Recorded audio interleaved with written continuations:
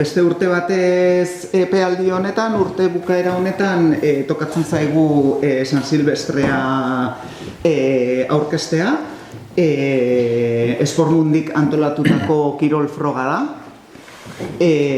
Kirola egitea gustatzen zaien hoiei aukera ematen diona urtea bukatzen gehien gustatzen zaien hori egiten. Jai giroan, bai, kirola jai giroan, eta gainera goraipatu pixka bat lasterketa honen izaera solidarioa, ez da? Urteak darama Espormundi San Silvestre lasterketa antolatzen eta bertatik lortutako ekarpenak beti jartzen ditu gure gizartean lan egiten duen elkarte baten esku. Aurten nagusi laneri bideratuko zaizkio diru ekarpen horiek. Eta nire aldetik bai eskertu nahiko nuke nagusi lanek bai gure herrian eta bai orokorrean egiten duen lan eskerga. Beti dago prest programa ezberdinetan laguntzeko eta bere programa propioak ere gauzatzen ditu hemen herrian. Eta horregatik eskerrik asko, eta besterik gabe hitza pasatuko diot Juan Aneri, lasterketaren nondik norakoak azaldu ditzan, eta aprobetxatu guztioi urtea ahalik eta ondoen bukatzeko, eta kirola egiten balin bada, hobe. Oso, eskerrik asko, Lupe. Bueno, egunon, datorren abenduaren 31an Espormundik antolatuko San Silvestre lasterketaren 16. edizioa ospatuko da. Itxordu hau sendotu eginda urten poderioz, tradizioa, atletikoa eta gizarte konpromezua uztartuz. Jai eta kirol jardunaldi honetan parte hartzera konbidatzen zaituztegu.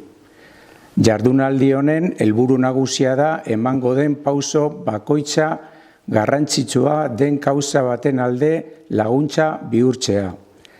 Adinekoen bakardade ez hautatuaren aurkako borrokaren alde. 2025 urtearen balantzea egin ondoren. Esan dezakegu, Espormundirentzat berezia izan dela. Proiektuaren 25 urte aurrena ospatu baitugu.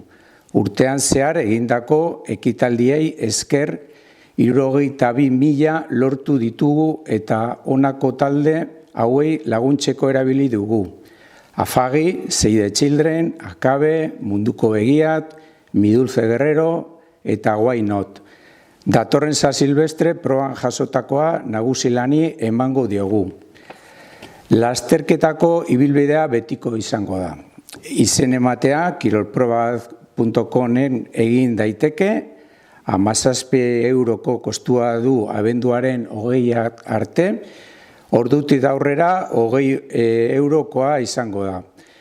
Dagoeneko 2000 korrikalaria izan ematen dute. Sarri dugu parte hartzaile muga 2300 korrikalarikoa da, orain arteko errekorra. Eskerrat eman nahi dizkiegu gure laguntzaileek Hondarribiko Udala, Done Pedro Kofradia, Inmobiliaria Munarrit, Salto Systems, Mitch Academia de Inglés, Transnatur, BM Supermerkatuak, Aramburu Leioak, Alkain Finken Administrazioa, Rural Kutxa, Diario Vasco, Argitrans, Urgo Laborategiat eta Paskier. Bai eta voluntario lanetan aritzen direnei, eta nola ez gurekin parte hartzen duzuen guztioi. Bai, Hondarribiko Udalari, baita Espormundi elkarteari ere eta laguntzaile guztiei, gugan pentsatzeagatik eta gu kontuan izateagatik. Nagusilan aurten, kirol proba honekin, zilarrezko aria zerbitzuari bultzada bat emateko balioko digu. Dakizuten bezala nagusielan 1985 urtean sortu zen, eta hortik 5 urtetara 2000 urtean zilarrezko aria zerbitzua jarri zuen martxan. Zerbitzu honek bakardade egoeran dauden personei telefono bidez laguntzeko aukera ematen digu. Momentu honetan, 150 personei ematen diegu hartatzen ditugu telefono bidez, eta zerbitzu horretan dauzkagu 80 voluntario inguru. Dei hauek batez ere Euskadi mailan egiten dira, baina Espaini mailara ere zabal daitezke. Baldin eta erabiltzaile horiek baldin baditugu. Zilarrezko aria bultzatzeko eta hau ezagutzera emateko, azkeneko urte hauetan hainbat ekimen burutu ditugu. Besteak beste, aurrek urtean, urriaren 3an, Miramar Jauregian maratoia burutu genuen. Zer da maratoia? 12 orduz etenik gabe deiak egin genituen bakardade egoeran dauden personei. Eta bertan egon ziren nagusilaneko voluntarioak eta baita kausarekin bat egin zuten pertsonak ere. Hori girotzeko eta jendea erakartzeko gure voluntario taldeek musika, emanaldiak eta beste hainbat ekimen burutu zituzten.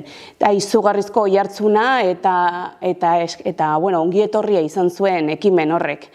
Bai voluntario kopuruan eta baita erabiltzaile kopuruan ere kopuruak goraka egin zuen.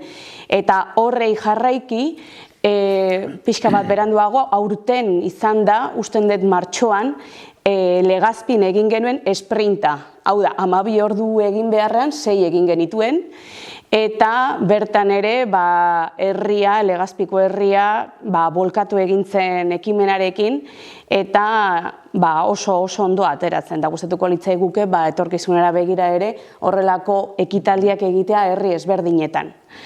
Eta horrelako zuek bezalako elkarte entitateek guri laguntzea beti da izugarrizko laguntza, ze nagusilan voluntarioz osaturiko elkarte bada, ia 1000 voluntario ditugu Euskal Herri mailan, baita Madrilen beste taldetxo bat ere daukagu, eta gure helburua da bakardade egoeran dauden persona horiei laguntzea. Bai egoitzetan, bai eguneko zentroetan, bai garagunetan, bai euren etxe bizitzetan dauden pertsona horiei laguntzea eta babesa ematea. Eta zuen babesarekin guk ere laguntza hori ematen jarraituko dugu.